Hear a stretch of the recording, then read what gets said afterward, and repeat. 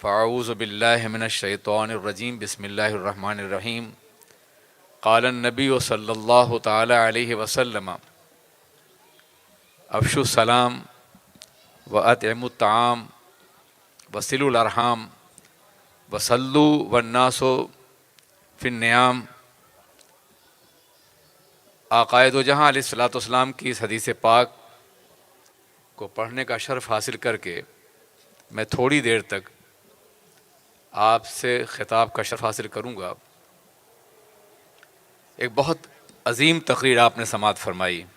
दोस्ती कितना मुख्तसर सा लफ्ज़ है और उस पर दलाइल के अंबार लगा दिए हैं अमीर सुन्नी दावत इस्लामी ने।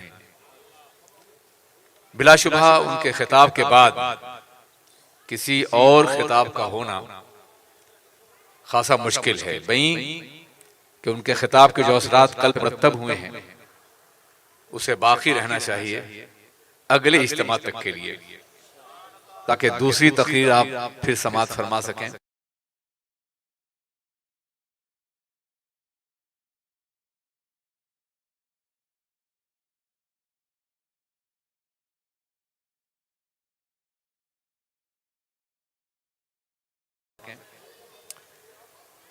मैं बैठी हो उस कौम से हमें कभी मायूस नहीं होना है।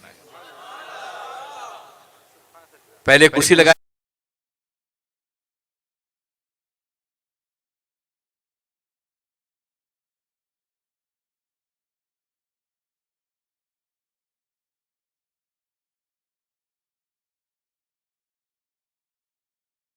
जाती थी, इन पे बैठने की जहमत दी है, माफ कीजिएगा।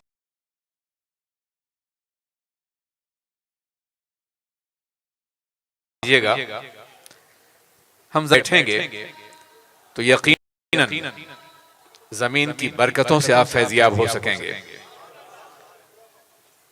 अजीजान मिल्लत इस्लामिया,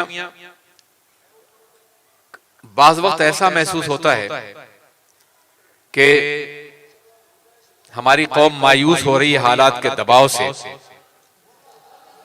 आज बातिल कुव्वतें मुत्तहिद और मुनज़्ज़म हैं,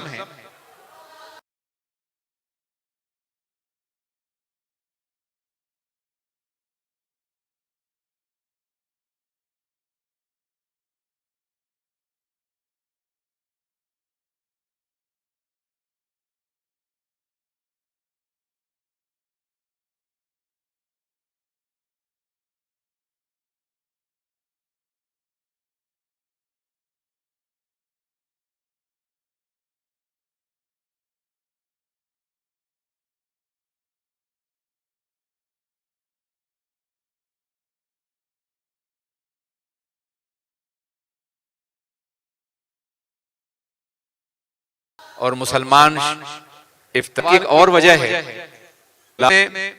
रूह और जिस्म का इत्तेहाद रहेगा हम जिंदा रहेंगे, और जिस्म और रूह का जब इत्तेहाद खत्म हो जाएगा तो मर जाएंगे। जिंदगी क्या है? अनासिर में ज़हूर तरतीब। मौत क्या है? इन्हीं अज्जा का परेशान होना।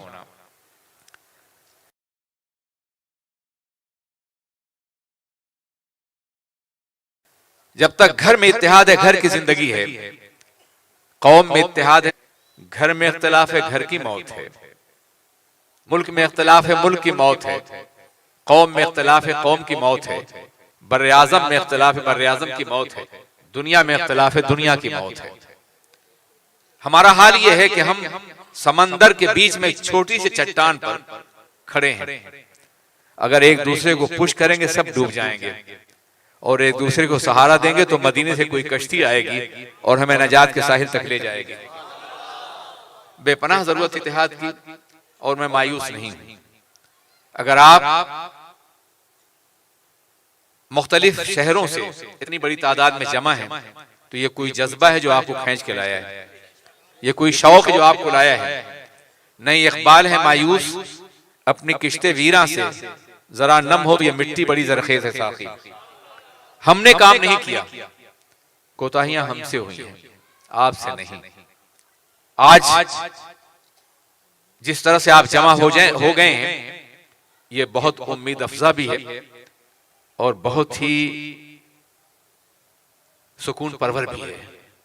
अल्लाह तआला आपके दिलों को हमेशा ईमान और इश्क़ रसूल की दौलत से मालामाल रखे। मेरे अजीज साथियों, अल्लामा ने दोस्ती के हवाले से बड़ी अजीम बातें की हैं और गुनाहों से बचाने की इंतहाई कोशिश की है, मगर यहाँ 90% हमारे नौजवान, हमारे बच्चे, हमारे साथी मजदूर हैं। ये बेचारे गुनाह क्या करेंगे, ये गलतियां क्या करेंगे? गलती तो हमारे बड़े कर रहे हैं जिसकी सजा हम पूरी कौम को मिल रही है। खुदा उन बड़ों को संभलने की सलाहियत दे। अल्लाह ताला आपको भी नमाज का और दीन का पाबंद बनाए और इश्क़ रसूल की दौलत से नवाजे। मैंने एक हदीस पाक का एक हिस्सा पढ़ने की सादत हासिल की है। अफ़शुस सलाम व अतिमुत ताम वसिलुल अरहाम वसल्लु वन्नासु नियाम,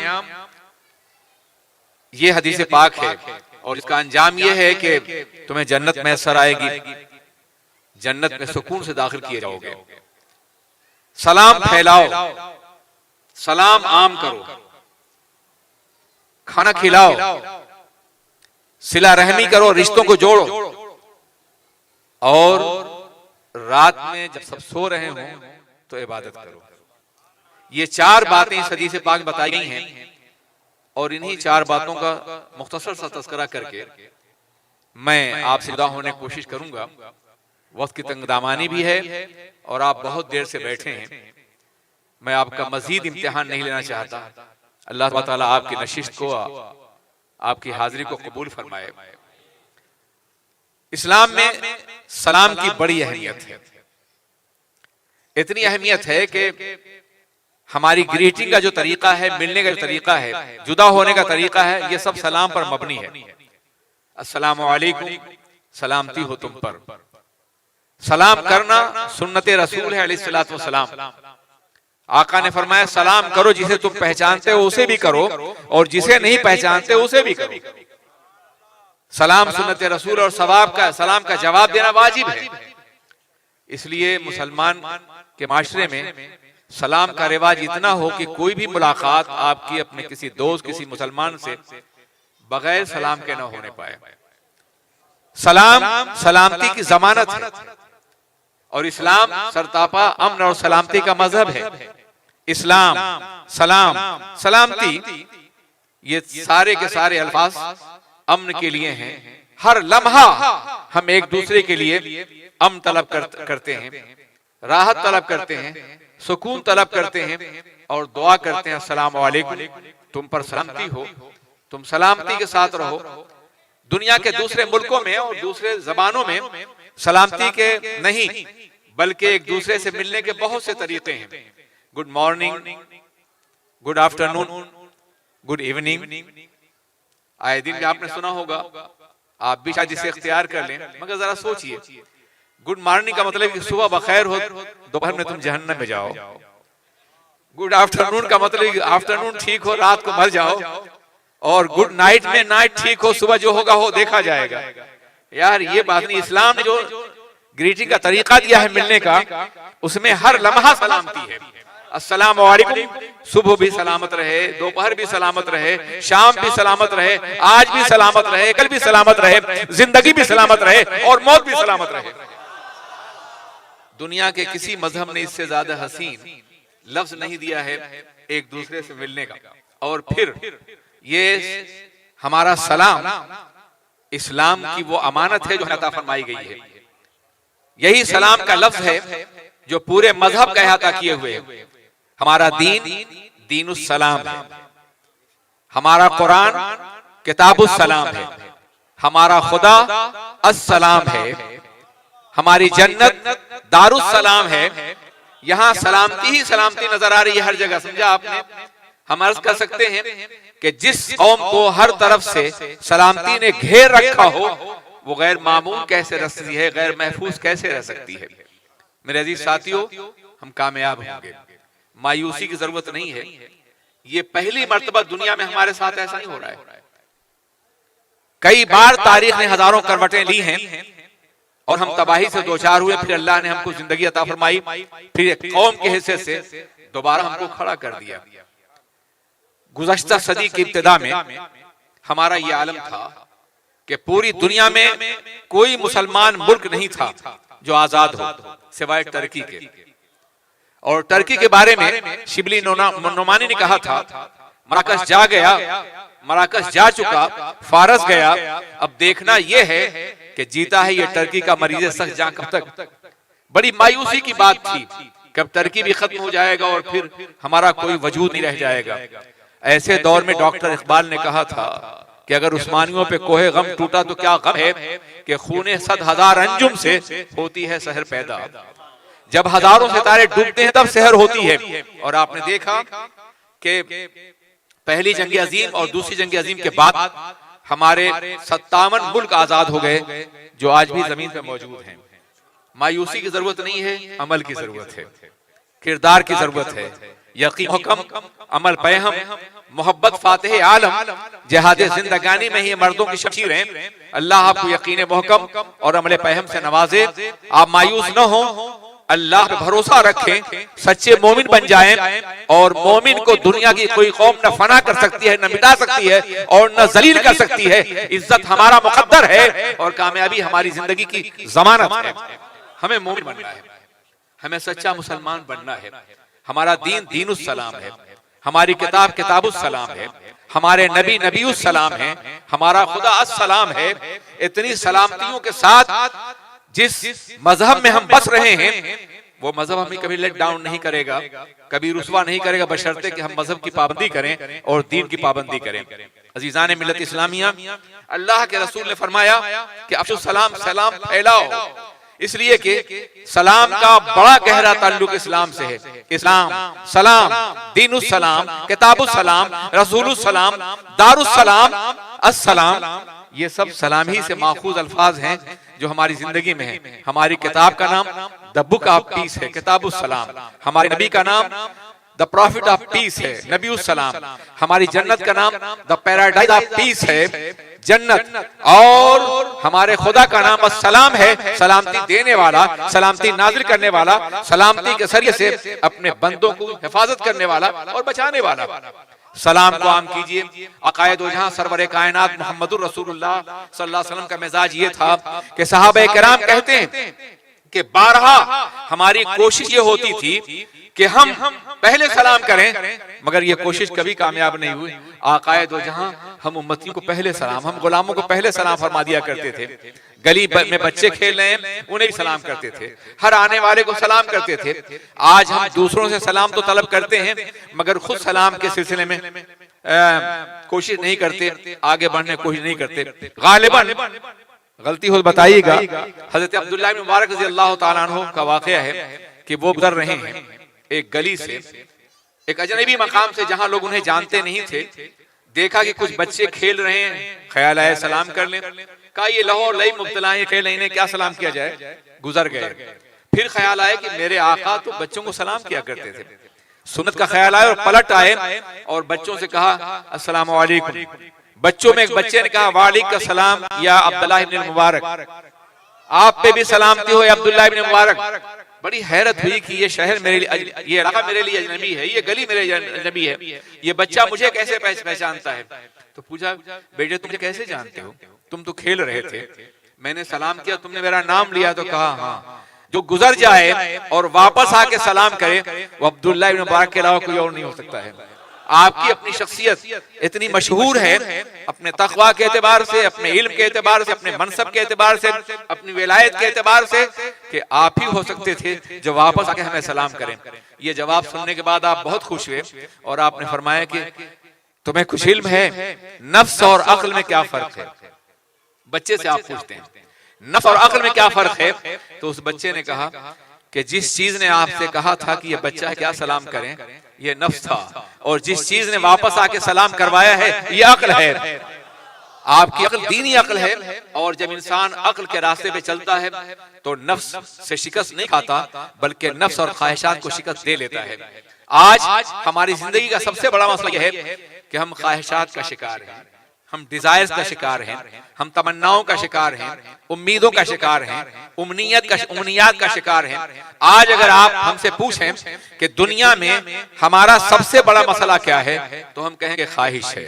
ये ख्वाहिश है जो बुराइयां करवाती है, ये ख्वाहिश है जो गुनाह कर ले जाती है, ये महज ख्वाहिश है जो इख्तिदार की मसनद हासिल करने के लिए जुल्म पे मजबूर करती है, ये ख्वाहिश है जो इंसानों को बाज़ाब्ता कत्लेआम पे मजबूर करती है, ये ख्वाहिश है जो अपनी शोहरत और अपनी इज्जत के लिए दूसरों की आबरू से खेलने का मौका देती है, ये शाहिद है, ये ख्वाहिश है जो गुनाह करवाती है, ये ख्वाहिश है जो ज़िना से माइल करती है, ये ख्वाहिश है जो इंसान को गलत रास्तों पे ले जाती है। और आक़ाए दो जहां अलैहिस्सलातु वस्सलाम ने फरमाया था, ला युमिनु अहदुकुम हत्ता यकून हवाहु तबान लिमा जिअतु बिही, तुम में कोई आदमी उस वक्त तक मोमिन नहीं हो सकता जब तक कि उसकी ख्वाहिशात मेरी ताबे न हो जाएं।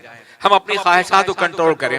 जब कोई दिल में ख्वाहिश पैदा हो, जब कोई तमन्ना पैदा हो, जब कोई जज्बा पैदा हो और जब कोई ख्वाहिश करवट ले हमें ये काम करना चाहिए, तो सबसे पहले हम ये देखें कि आक़ाए दो जहां ने उसे पसंद फरमाया या नहीं है, ये काम सुन्नत के मुताबिक है या नहीं है, ये काम शरीयत के मुताबिक है या नहीं है। अगर एक लम्हे के लिए भी सतह ज़हन पर ये बात उभरे कि ये काम शरीयत के मुताबिक नहीं है, फौरन छोड़ दें, इसलिए कि हमें अपनी ख्वाहिशात को अल्लाह के रसूल के ताबे करना है, अपनी तमन्नाओं को पाबंदे कानून इलाही करना है, अपनी ख्वाहिशात को पाबंदे कानून मुस्तफ़ा करना है।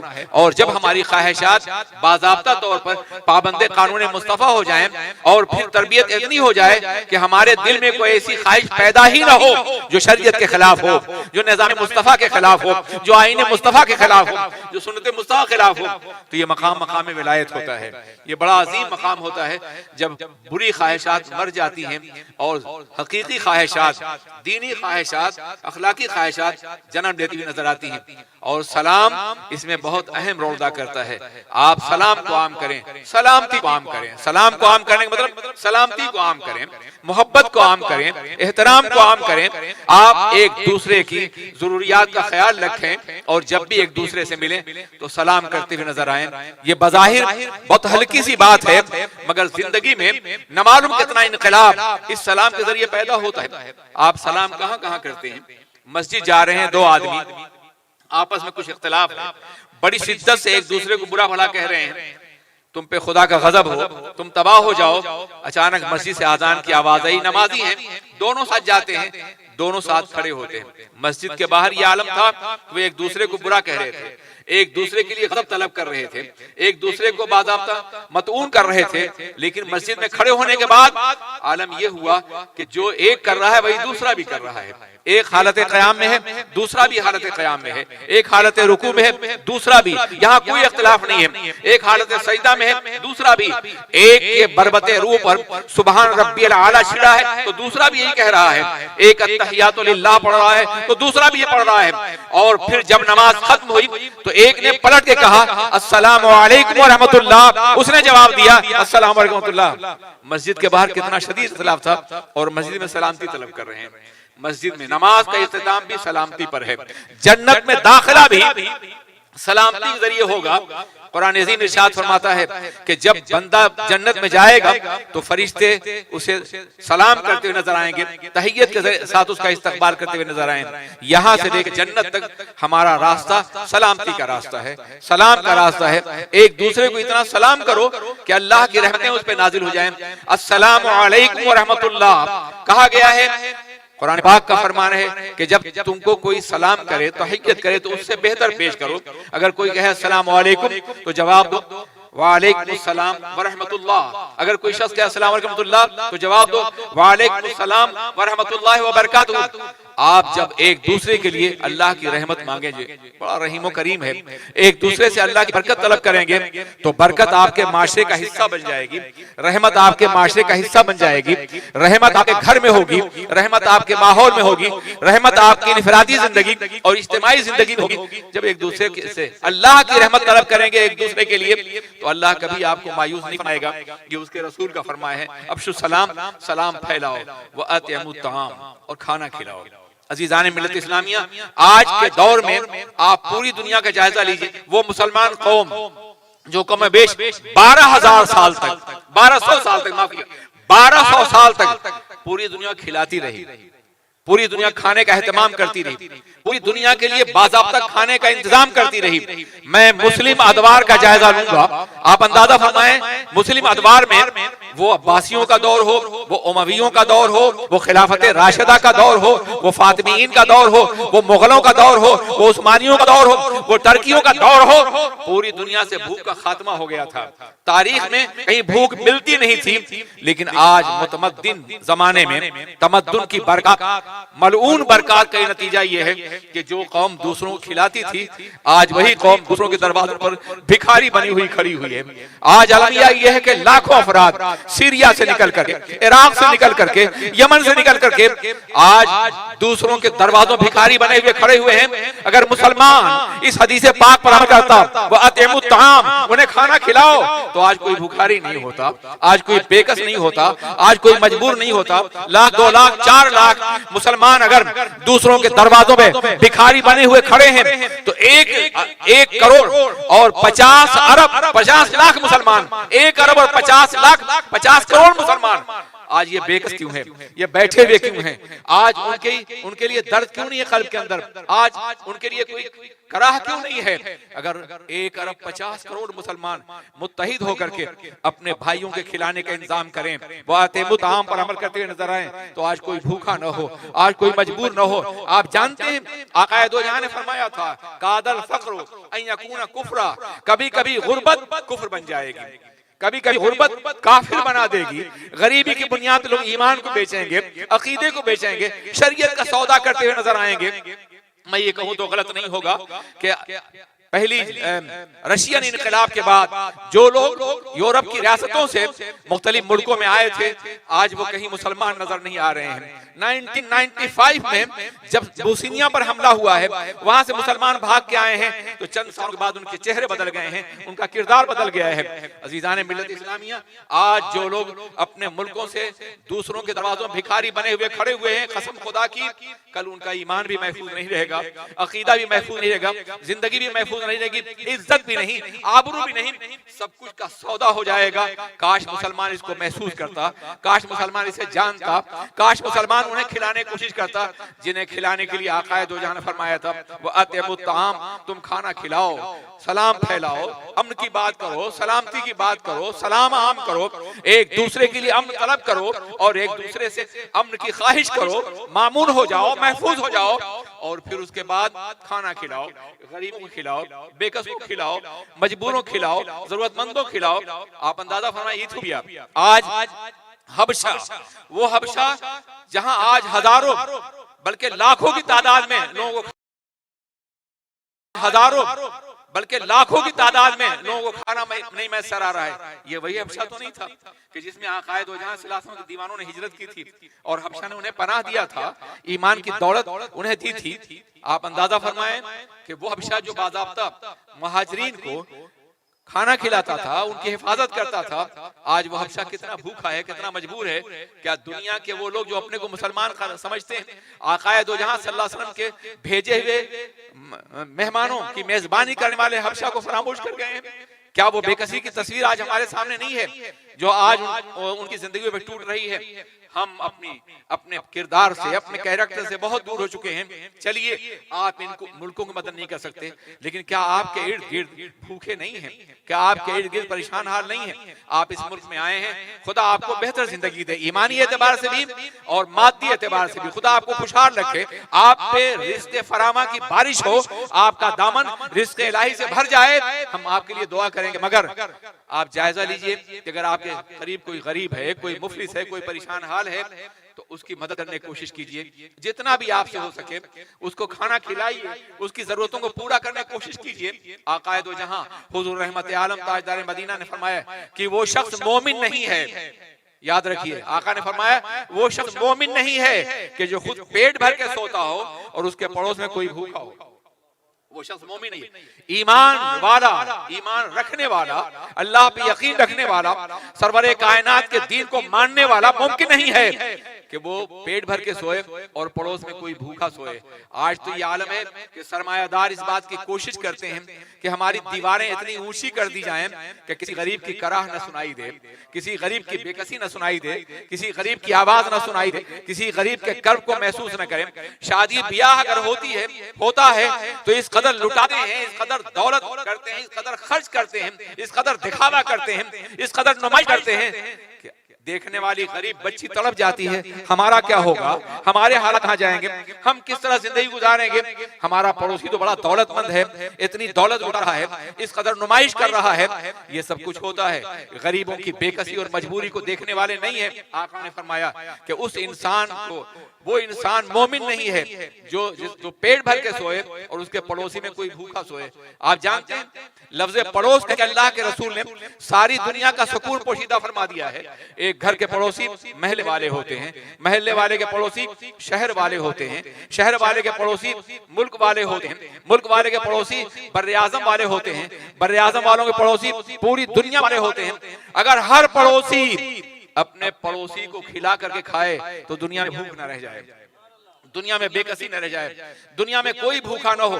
इस जुमले के अंदर आकाए दो जहां ने सारी दुनिया के मसाइल को हल कर दिया है। आज भूख बहुत बड़ा मसला है, इतना बड़ा मसला है कि इससे पहले शायद इतना बड़ा मसला कभी पेश नहीं आया था। पहले भूख होती थी महज कहत की बुनियाद पे, बारिश नहीं हुई भूख है, पानी नहीं है भूख है, और आज एटमी ताकतें भूख पैदा कर रही हैं, बमबारियां भूख पैदा कर रही हैं।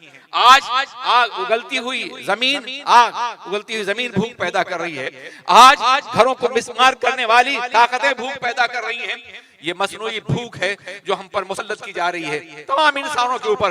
और हमारी बेकसी का ये आलम है कि सुनते हैं, अफसोस करते हैं और तमाशा करते नजर आते हैं। काश हमारे दौलतमंद उन गरीबों और बेकसों की भूख को मिटाने की कोशिश करें जो आज दुनिया में बेकसी की तस्वीर बने हुए हैं, बेबसी की तस्वीर बने हुए हैं। इंतहाई मजबूरी और बेकसी के आलम में अपनी इज्जत, अपनी गैरत, अपनी आबरू, अपनी खुददारी, अपने ईमानी तकाजे को सब कुछ फरामोश कर रहे हैं। आका ने फरमाया है कि वो आतिमुत्ताम, खाना खिलाओ, ये इबादत का हिस्सा है।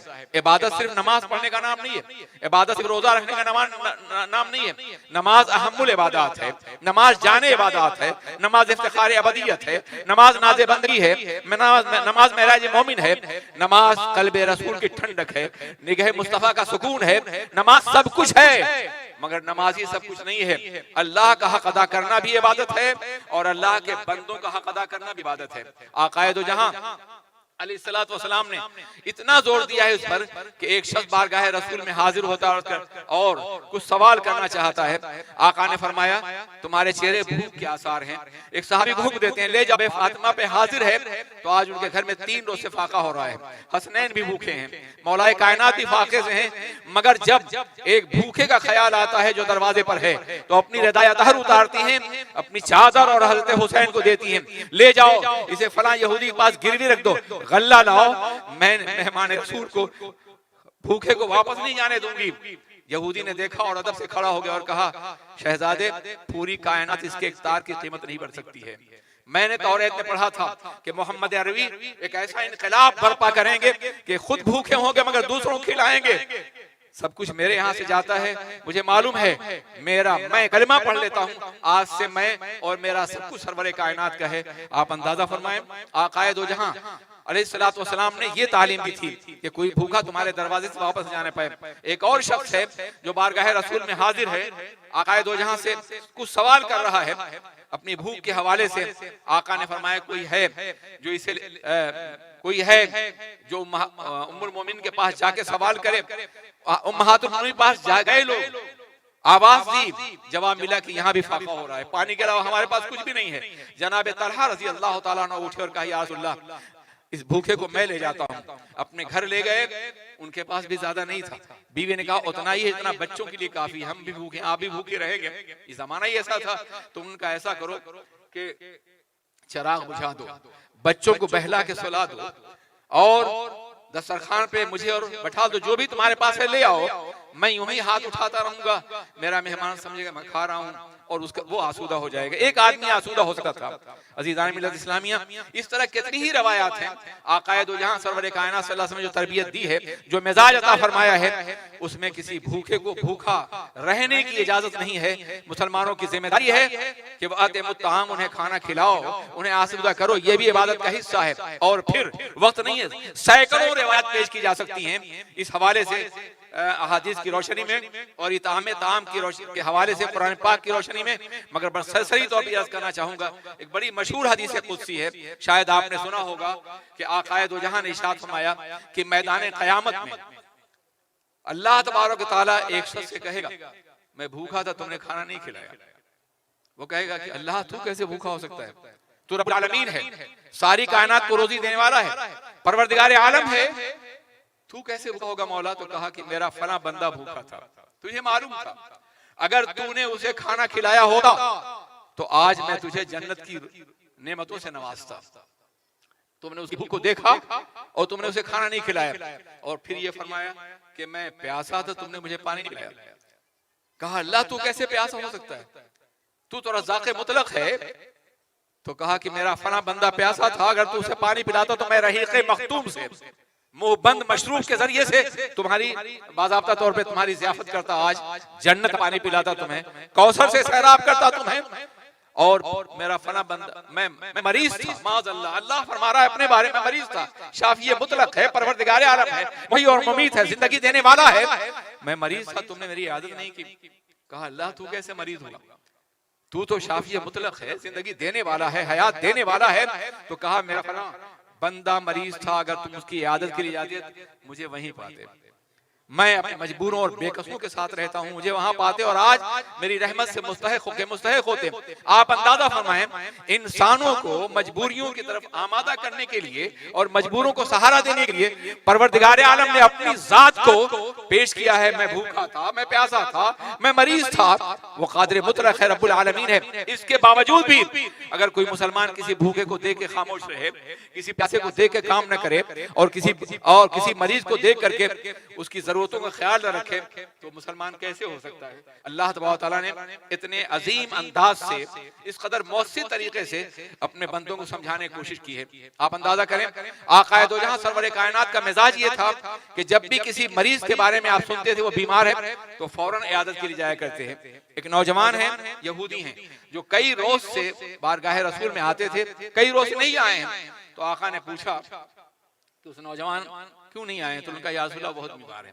मेरे आका ने उनके दिल के अंदर पोशीदा उस हरारत को देख लिया था, उस कैफियत को जो ईमान में तब्दील होने वाली थी। आका ने फरमाया चलो मैं उनकी इयादत के चलता हूँ। आप भी चले, सहाबे किराम भी साथ चले। हमेशा ये होता था, मरकज आलम हरकत में आ गया तो आलम हरकत में आ गया। आप वहां तशरीफ ले गए और आपने देखा कि वो जांकनी के इस्तिराम में हैं या मरने के करीब हैं। तो वही पाक सुनने वाले कान को उनके लबों से करीब कर दिया और कहा कि तुम्हारी कोई ख्वाहिश है। आका को उसने देखा तो उठना चाहा मगर वो न सके, गिर गए। तो आपने फरमाया सोए रहो, कयाम जिंदों के लिए जरूरी है, तुम्हारे लिए जरूरी नहीं है। उसके बाद आपने पूछा कोई ख्वाहिश है, उसने कहा हाँ ख्वाहिश है। कई बार मैं इस उम्मीद पे आया था कि मैं आपका कलमा पढ़ूंगा, लेकिन कुछ बिरादरी का खौफ था, कुछ माहौल का खौफ था, कुछ नुकसान का खौफ था, इसलिए मैंने कलमा नहीं पढ़ा। आज मैं अपने मौत के चेहरे में आखिरत का अंजाम देख रहा हूँ। अगर आज मैं आपका कलमा पढ़ लूं तो क्या मेरा परवरदिगार मुझे माफ फरमा देगा। आपने फरमाया पढ़ लो मेरा कलमा, कल जहन्नम के दहकते शोरों से खींचने वाला मेरे कानून का नहीं, खुद मेरा हाथ होगा। उसने कहा या रसूलल्लाह, हमने देखा है कि लोग बैत करते हुए हाथों में हाथ देके कलमा पढ़ा करते थे, हाथों का दम निकल चुका है, हुजूर होठों का दम मौजूद है, कदम नाज बढ़ाइए, कदमों को बोसा देके कलमा पढ़ूंगा। और फिर उसने पढ़ लिया अशहदु अल्ला इलाहा इल्लल्लाह व अशहदु अन्ना मुहम्मदन अब्दुहु रसूलुहु। रसूलू की है पर जुबान पहुंची थी कि रूह कफ़ उनसुरी से परवाज कर गई। जान ही दे दी जिगर ने आज पाए यार पर, जान ही दे दी जिगर ने आज पाए यार पर, जिंदगी की बेकरारी को करारा ही गया। कल उसका जनाजा उठता तो कुफ्र के कांधों पे उठता, आज उठ रहा है तो जाने रहमत के कांधों पे उठ रहा है। जिनके कदमों से लिपट जाना हयात सरमदी है और हयात अबदी है। अजीजान मिल्लत इस्लामिया, मौलाए कायनात अली मुर्तजा रज़ी अल्लाह तआला अन्हु को जख्मी किया गया है, आप पे हमला किया गया है और आप बेहोश हैं, खून काफी बह गया है।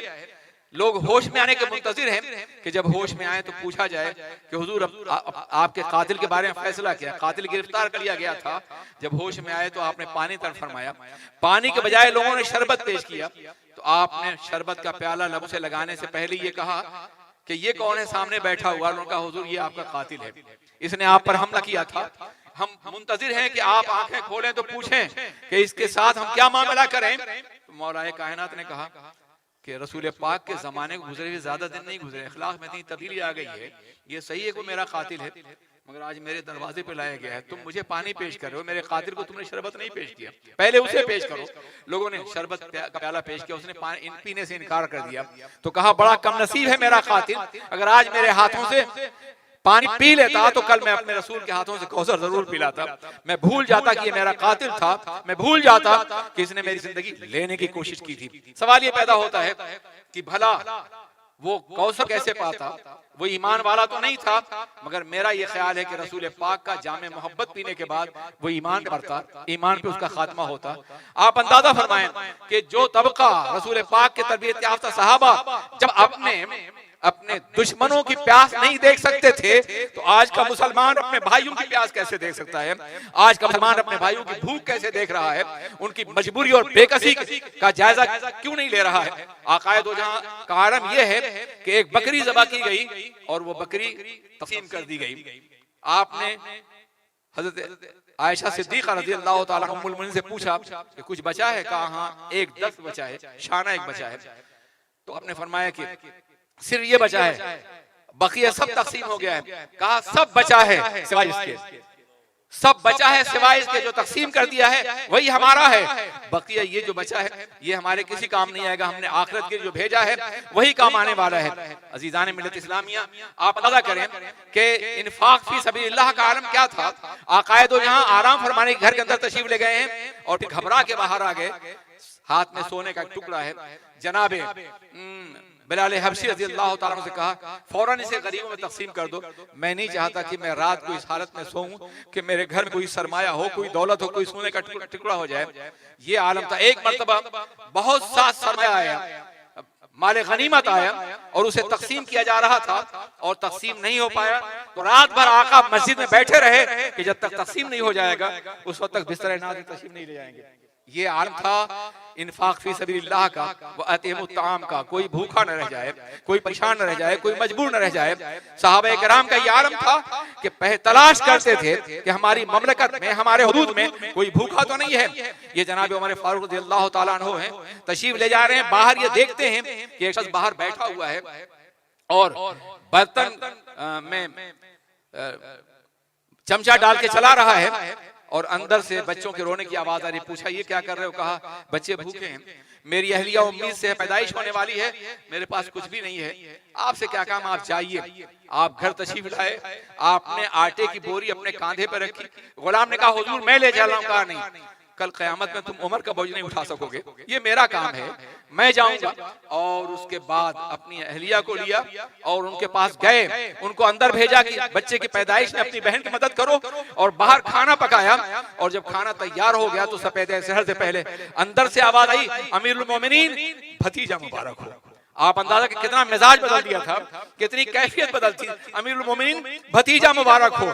अमीरुल मोमिनीन सुनने के बाद बाहर बैठे इंसान कांप गया, हुजूर अमीरुल मोमिनीन हैं आप, माफ कीजिए मुझसे गलती पहचानने में, मैंने सख्त अल्फाज कहे, कहा कोई बात नहीं, मैं भी तुम्हारी जैसा एक इंसान हूँ, कल इस बच्चे को दरबार में लेके आना, मैं इसका वजीफा मुकर्रर कर दूंगा। आज पैदाइश के बाद दुनिया के बहुत से मुल्कों में वजीफा मुकर्रर होता है, मगर ये तन्हा अमीरुल मोमिनीन जनाब उमर फारूक की रिवायत है, इस्लाम का हिस्सा है कि पैदाइश के बाद वजीफा मुकर्रर होता था, बूढ़ों का भी, बच्चों का भी, और वो लोग जो काम नहीं कर सकते उनका भी।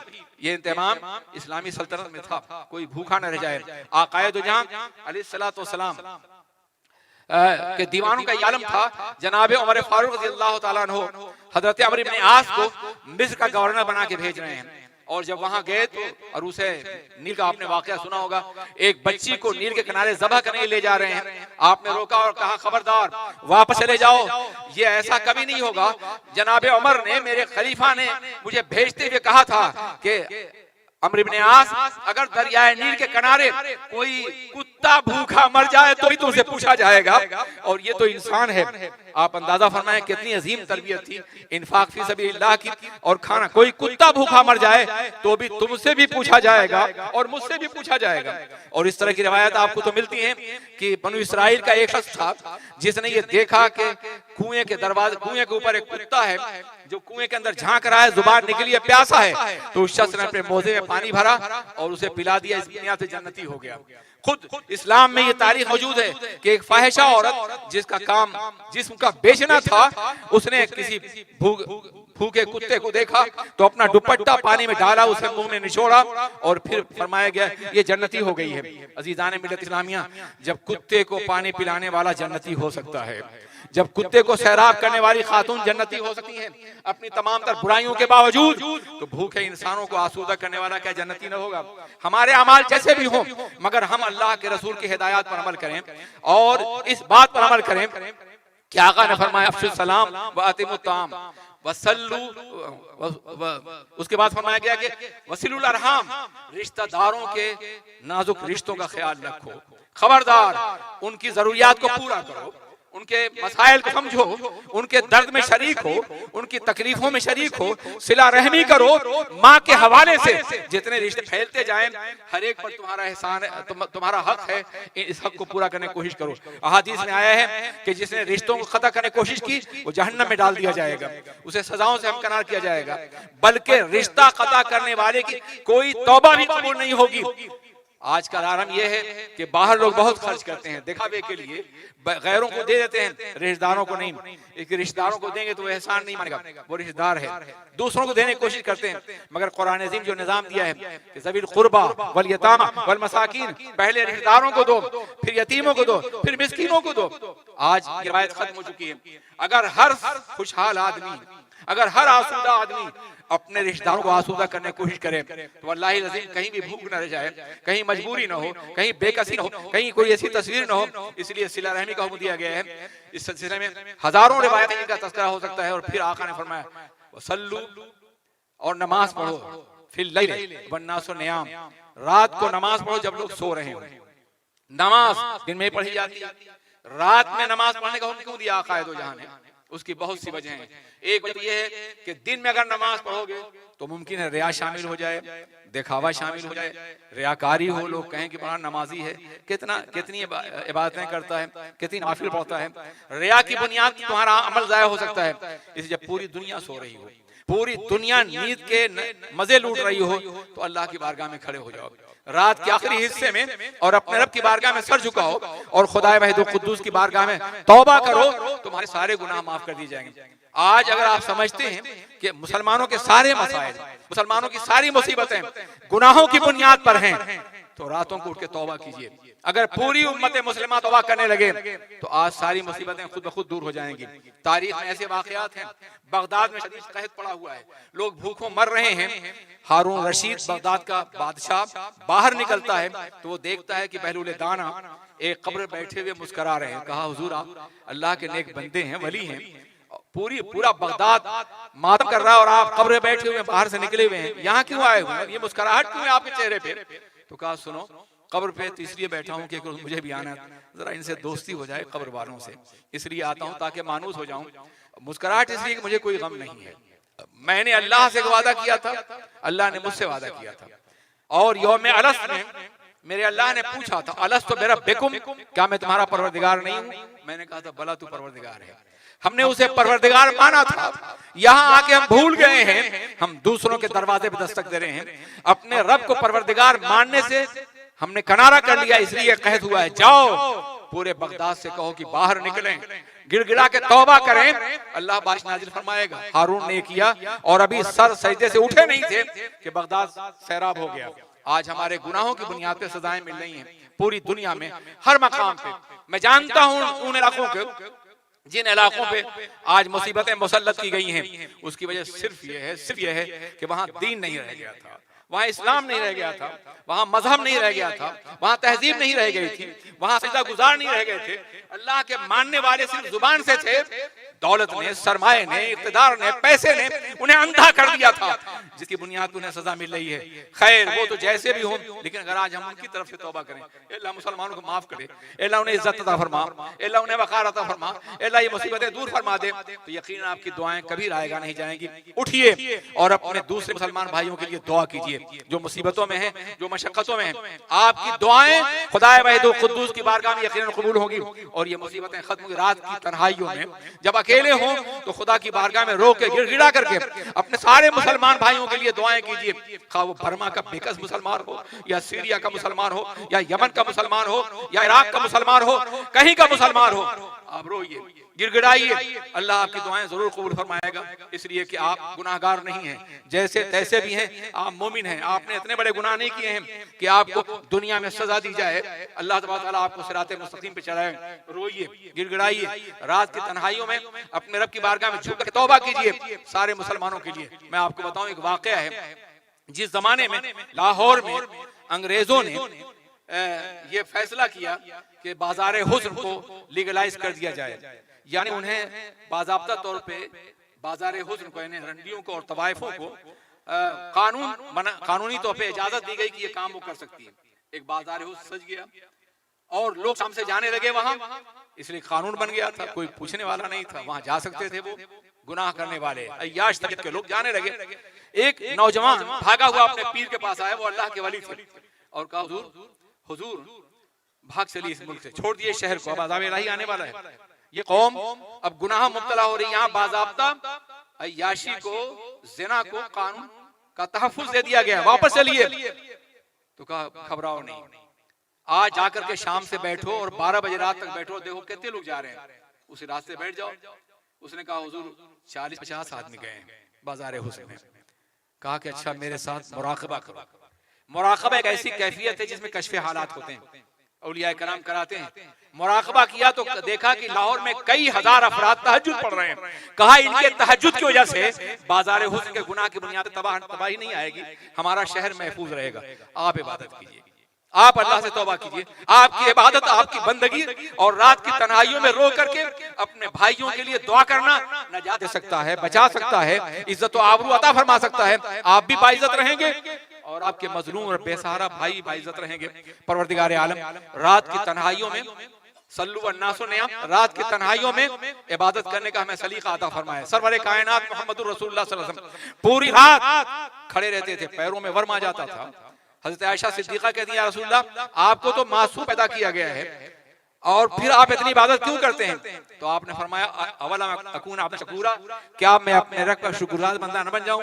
उसने मुझे खातिमुन नबीन बनाया, अफ़ज़लुर रुसुल बनाया, मेरी उम्मत को खैरुल उम्म बनाया और मुझे जन्नत में सबसे पहले जाने का मौका दिया, मुझे शफाअत का ताज दिया। ये सारी नेमतें मुझे मिली हैं, तो मैं रात को पूरी रात खड़े होकर अपने रब का शुक्रिया अदा करता हूँ।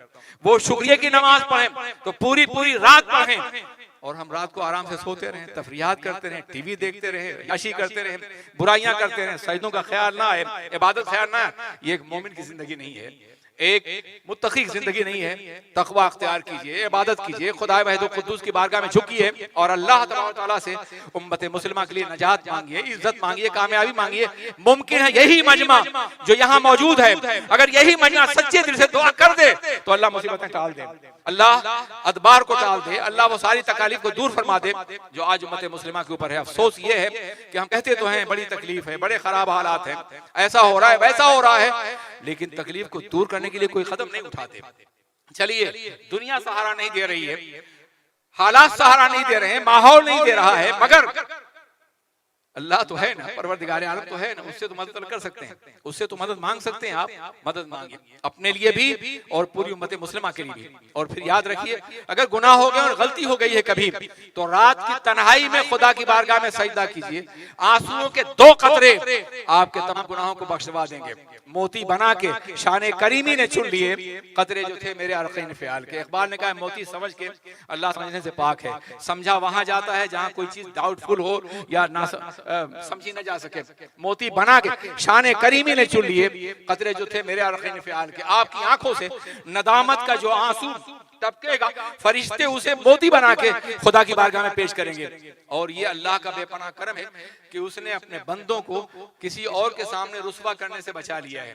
दुनिया में जो लोग नजात का रास्ता तलाश करते हैं। दूसरी कौम है, उनका ये आलम है कि पहले वो चर्च में जाएंगे, एतराफ करेंगे हमें ये गुनाह हो गया, ये हो गया, ये हो गया, फिर वो चर्च का राहबर जो है उसके लिए तौबा की बात करेगा, मीडिएट करेगा उसके दरमियान और खुदा के दरमियान में। मगर इस्लाम ये गवारा नहीं करता कि आप किसी मौलवी के पास जाएं, किसी पीर के पास जाएं, किसी बुजुर्ग के पास जाएं। नहीं, रात तना हो, कोई ना देख रहा हो, आप अपने रब की बारगाह में झुकिए, अपने गुनाहों का एतराफ कीजिए और तौबा कीजिए। परवरदिगार आलम यकीनन आप गुनाहों को माफ कर देगा, यकीन बख्शेगा, आपको नजात देगा। फर्क यह है कि तौबा बराए तौबा न हो, बल्कि आइंदा जिंदगी को बेहतर बनाने की कोशिश करें, तौबा कर लें और आइंदा फिर गुनाह न करें, फिर गलती न करें। नमाज नहीं पढ़िए, तौबा कीजिए, कुछ छोड़ी हुई नमाजों को अदा कीजिए और फिर आइंदा नमाज न छोड़ने का फैसला कीजिए। कोई भी गलती कर रहे हो उसे तौबा कीजिए। अल्लाह के रसूल ने फरमाया अत्ताइबु मिन ज़म्बि कमन ला ज़म्ब लहू, गुनाहों से तौबा करने वाला ऐसा है जैसे गुनाह न किया हो। फरमाते हैं मन ताबा ताबल्लाहु लहू, जो तौबा करता है अल्लाह उसकी तौबा जरूर कबूल फरमाता है। इस उम्मीद पर कि अल्लाह हमारी और आपकी तौबा कबूल करेगा और मुसलमानों पे टूटने वाले अदबार और मसाइब को दूर फरमाएगा। सजदा कीजिए, अल्लाह की बारगाह में सर झुकाइए। अपने मोमिन भाइयों के लिए दुनिया में कहीं भी हो, आप उनके लिए कामयाबी, इज्जत और आबरू की जिंदगी मांगिए। हालात कितने ही खराब हों, मगर दुनिया अपने परवरदिगार आलम की ताकत और क़ुव्वत के मुकाबले बेबस है, हेच है और कुछ भी नहीं है। वो कवी है, वो कादिर मुतलक है, वो रब्बुल आलमीन है। उस पे भरोसा करके आप आगे बढ़ें। आप रात में अगर सजदा करें खुदा की बारगाह में, कभी आपने सोचा और गौर किया कि हुजूर सैयद आलम सरवर कायनात अलैहिस्सलातु वस्सलाम नमाज पढ़ते थे, इबादत करते थे, रातों को जागते थे, सोते भी थे और जागते भी थे। कभी आपने सोचा कि वो सोते क्यों थे और फिर रात को जागते क्यों थे? ताकि हमें सोने और जागने का सलीका मिल जाए। उनकी नींद हमारी तरह से नहीं थी, हम सोते हैं तो बेखबर होते हैं, मगर वो सो करके भी अल्लाह के जलवों का मुशाहदा करते थे। वो सो जाए तो मेराजे मनामी, वो जागे तो खुदा से हम कलामी। खुद फरमाते हैं ऐनाया तनामाने वाला कि ला यनामु क़ल्बी, मेरी आंखें सोया करती है मगर दिल नहीं सोया करता। तन बिस्तरे रसूल पे दिल अर्शाशियां, दुनिया समझ रही थी उन्हें नींद आ गई, मगर इसलिए सोए थे ताकि हमको सोने का सलीका आ जाए, और इसलिए जागे थे कि हमको जागने का सलीका आ जाए। रात आप पे भी आती है, हम पे भी आती है। काश हमारी रातें सरवर कायनात मोहम्मदुर रसूलुल्लाह की रातों के मुशाबे हो जाएं तो नजात मिलेगी, कामयाबी मैसर आएगी। अल्लाह तबारक व तआला हमें इस हदीस पाक पर अमल करने की तौफीक अता फरमाए। हम सलाम फैलाएं, खाना खिलाएं और सिला रहमी करें, रिश्तेदारों के साथ हुस्न सलूक करें। खास तौर पर माँ बाप के साथ वक्त नहीं है, मतलब कि कितना अहम मकाम है ये। और रात की तारीकियों में अपने रब की बारगाह में झुक करके अपने लिए और पूरी उम्मत मुस्लिमा के लिए दुआएं मांगे। फिर क्या होगा कि तुम जन्नत में दाखिल करोगे, किए जाओगे सलामती के साथ। अल्लाह हम सबको जन्नत का मुस्तहिक बना दे। अस्सलाम वालेकुम। सुभान अल्लाह।